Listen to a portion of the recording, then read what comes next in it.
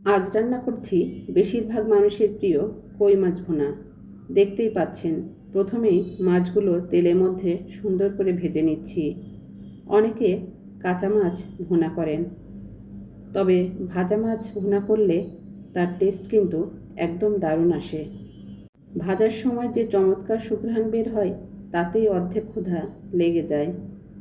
রান্নার মূল ট্রিক্স হলো মশলাটা খুব ভালো করে কষাতে হয়।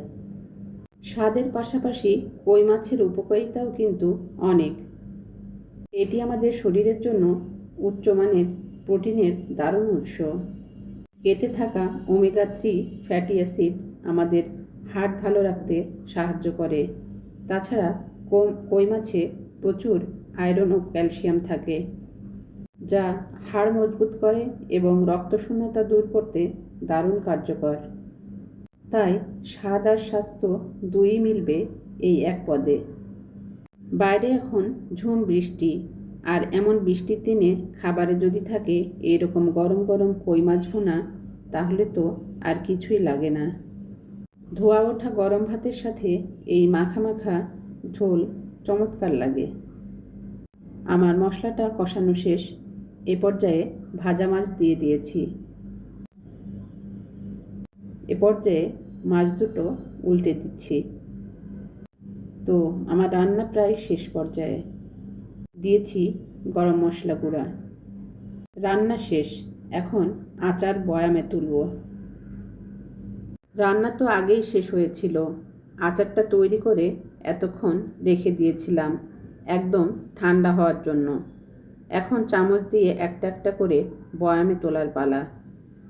আচার সংরক্ষণের একটা বড় নিয়ম হলো এটা পুরোপুরি ঠান্ডা করে তারপর বয়ামে তুলতে হয়।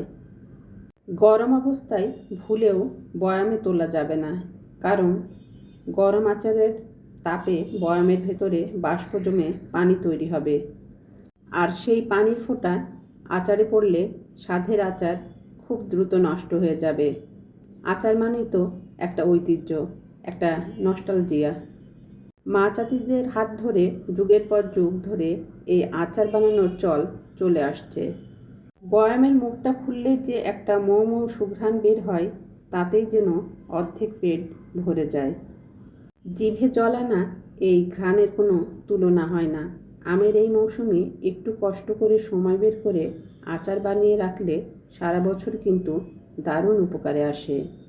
অলস দুপুরে বা বৃষ্টির দিনে ধোয়া ওঠা গরম খিচুড়ি বা ডাল ভাতের সাথে, যে কোনো ভর্তার সাথে যদি একটু আচার থাকে, তাহলে পুরো খাওয়াটাই একদম জমে যায়। নিজের হাতে বানানো আচারের তৃপ্তিই আলাদা। আপনারা কি বলেন?